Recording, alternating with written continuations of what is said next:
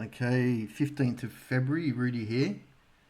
So there's been a bit of chatter about emerging markets. You've got to invest in emerging markets going around. So I thought I'd do a video just dedicated to emerging markets and inside or out, include China, don't include China.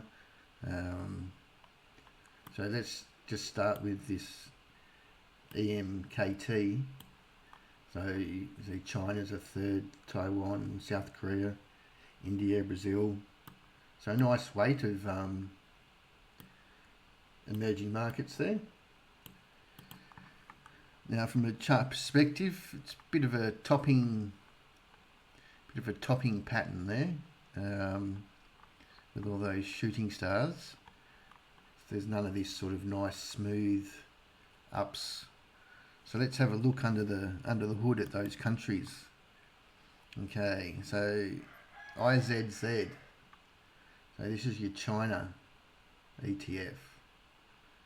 Now that's you can see back here where at these resistance levels, as last time we had the rounded dome, had this thing, and we've now got another rounded dome, or for those in the know, the head and shoulders, shoulder, head, shoulder. So a break of the neckline implies a move down to here. Now, if we look under, okay, well, what's under the hood here? Because this is one of the things you need to be wary about these emerging market ETFs. Is there's basically a couple of companies that make up the index. So IZZ. You can see 10% is Alibaba, 7% Tencent, then the banks. So, and then it just piddles away. So basically, the top 5 holdings there drive the Chinese share market. So if we look at them, so Baba's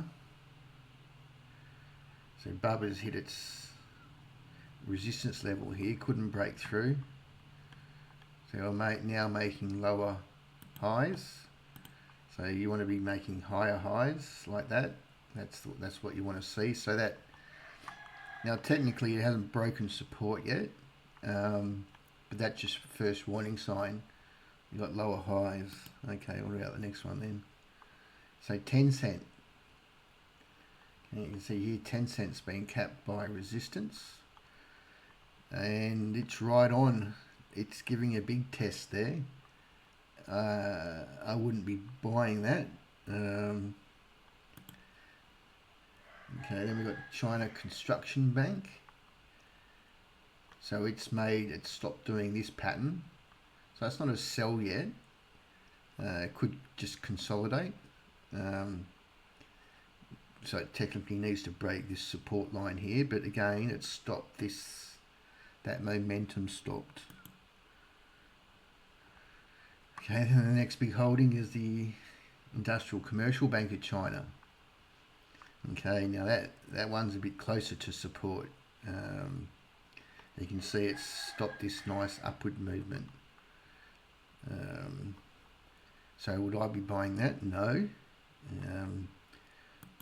So the chance of this thing here, IZZ, reversing and taking out that high is pretty slim.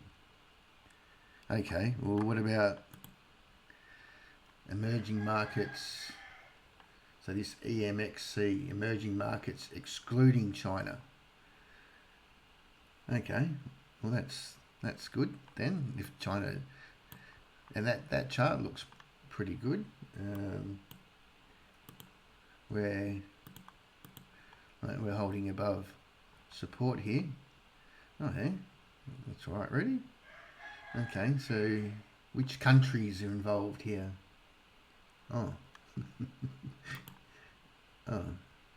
So 17% of the ETF is the Taiwan Semiconductor and Manufacturing, and 6% is Samsung, and then all the rest piddle into nothing.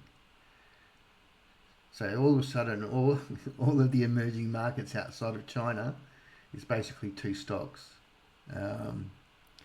So I really wouldn't call that emerging market exposure. If we look at them, so Taiwan, so there's nothing wrong.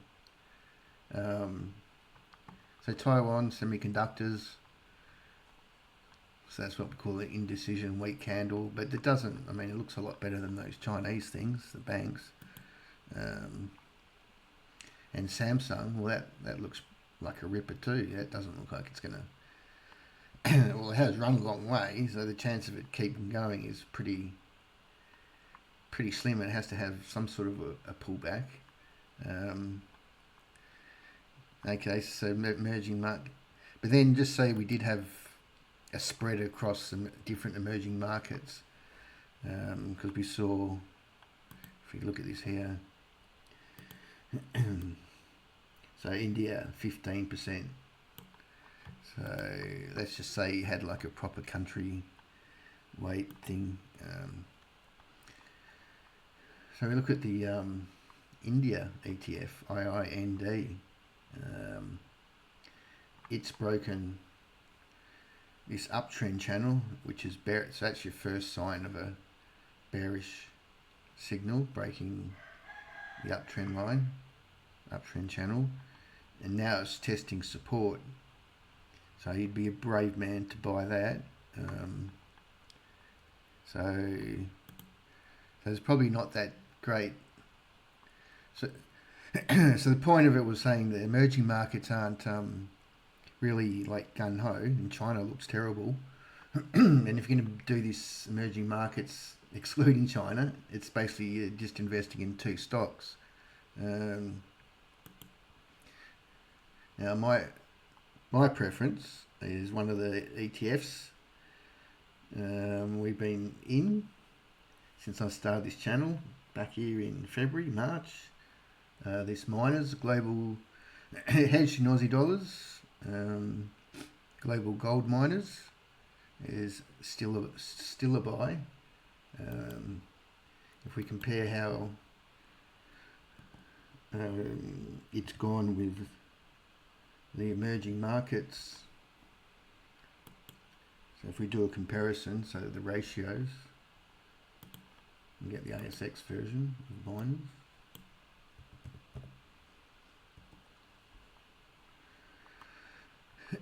Okay, so that's an uptrend, so that the miners has been and should continue to outperform the emerging market one. If we look at, so if you had I'll start from the beginning of the year already.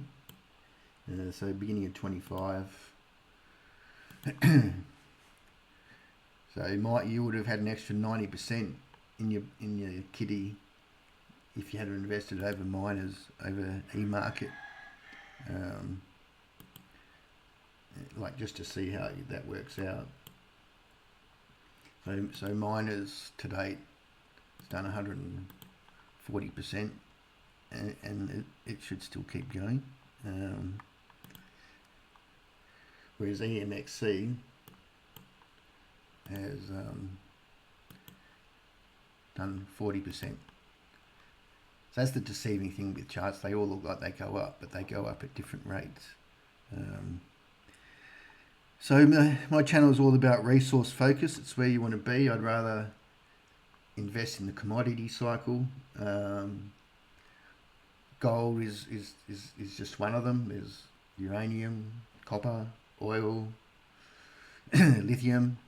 $10 a month, you can join the channel. I talk about all these ETFs here on the ASX and the US. The US have got some of the best ones. If you're interested, join us. Join the channel, $10 a month. Otherwise, have a good day. Hope you found that interesting and entertaining. Give us your thoughts.